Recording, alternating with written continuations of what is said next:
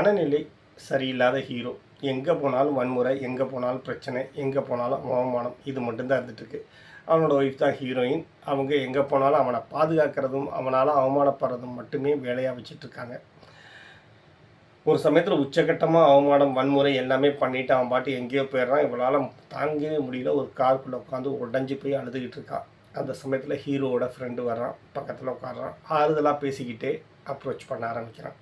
ஏன் நீ அவன்கிட்ட கஷ்டப்பட்டுருக்க? அவனால் உனக்கு என்ன சுகம் இருக்குது? நீ எல்லா வகையிலுமே கஷ்டப்பட்டுருக்க, அவமானப்பட்டுருக்க. இந்த மாதிரியான ஒரு வாழ்க்கை உனக்கு தேவையா? நீ என் கூட வந்துரு, நான் உன்னை நல்லபடியாக பார்த்துக்கிறேன் அப்படிங்கிற மாதிரி சொல்கிறான். ஏன்னா இதுக்கு முன்னாடி ஹீரோயின் வந்து பார்த்திங்கன்னா ஆல்ரெடி பார்த்திங்கன்னா இன்னொருத்தர் கூட தான் டேட் பண்ணிகிட்டு இருப்பாள்.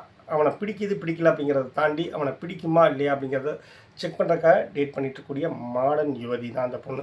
அந்த சமயத்தில் தான் ஹீரோவை பார்க்குறேன். ஹீரோ மேலே லவ் வந்து கல்யாணம் பண்ணிட்டு வந்துடுறான். அதுக்கப்புறமா சந்தோஷங்களை தாண்டி வெறும் சங்கடங்களும், துக்கங்களும், வருத்தங்களும், வலிகளும், வேதனைகளும், அவமானங்களும் மட்டுமே அவள் வாழ்க்கையில் சந்திச்சுக்கிட்டே இருக்காள் தொடர்ச்சியாக. எந்த விதமான சந்தோஷங்களும் இனிமேல் எதிர்காலத்தில் வருமாங்கிறதும் சந்தேகம்தான். இந்த மாதிரியான சூழ்நிலையில் அப்ரோச் பண்ணுறான். இப்போ ஹீரோயின் என்ன பண்ணுவாள்? ஏன்னா ஹீரோயினை பொறுத்த வரைக்கும் ஒருத்தனை லவ் பண்ணலான்னு நினச்சிட்டு இருக்கும்போது இன்னொருத்தன்ட்ட லவ் விழுந்துட்டா.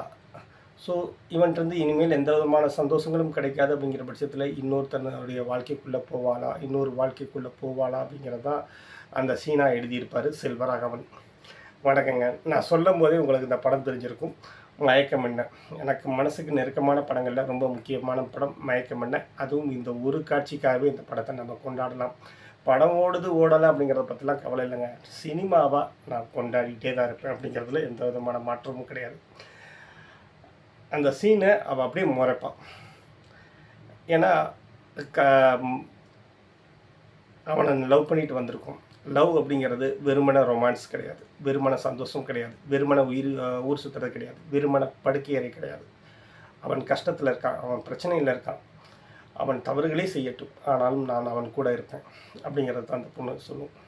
அந்த பொண்ணு எந்த வார்த்தையுமே பேசாது. அவனை ஓங்கி முறைச்சி பார்க்க ஆரம்பிக்கும். அவன் பின்வாங்க ஆரம்பிப்பான். சாரி சொல்லுவான். சொல்லும்போது அந்த பொண்ணு பதிலுக்கு சொல்லும், தப்பு உன்னோடது கிடையாது, தப்பு என்னோட தான். முன்னாடி நான் அழுதுருக்கக்கூடாது, அதை நீ அட்வான்டேஜாக எடுத்துட்ட அப்படிங்கிறது.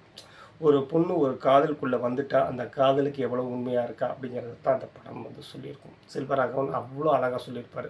செல்வராகவனுடைய காதல் கதைகள் இன்றைக்கி வரைக்கும் கொண்டாடுறதுக்கான காரணம் அதில் கலோக்கியலாக இருக்கலாம், நக்கல் இருக்கலாம், நையாண்டி இருக்கலாம், கேலி இருக்கலாம், கிண்டல் இருக்கலாம், காமம் இருக்கலாம், எல்லாமே இருக்கலாம். அதை தாண்டி அந்த காதலில் ஒரு உண்மை இருந்துகிட்டே இருக்கும். இந்த பெண்ணோட காதலில் அவ்வளோ உண்மை இருக்கும். அதுக்கப்புறமா அவனை முன்னு கொண்டு வருவா, அதெல்லாம் சினிமாட்டிக் கிளைமேக்ஸ், அதெல்லாம் விட்டுலாம். ஆனால் அந்த சீனில் நான் அவனுக்கு எவ்வளோ உண்மையாக இருக்கேன், நான் அவனுக்கு இப்போ எவ்வளோ தேவையாக இருக்கேன், அவன் கஷ்டத்தில் இருக்கும்போது அவனை நான் விட்டுட்டு போக மாட்டேன் அப்படிங்கிறத தெளிவாக சொல்லுவான். அதே சமயத்தில் ஒரு ஆறுதல் தேடி ஒரு பொண்ணு வரும்போது அதையே அட்வான்டேஜ் எடுத்து அந்த பொண்ணை அப்ரோச் பண்ணுற அயோக்கியத்தனமான ஆண்களும் இங்கே இருக்காங்க அப்படிங்கிறது செல்வராகவன் சேம் சைடு கோல் அடிச்சிருப்பார்.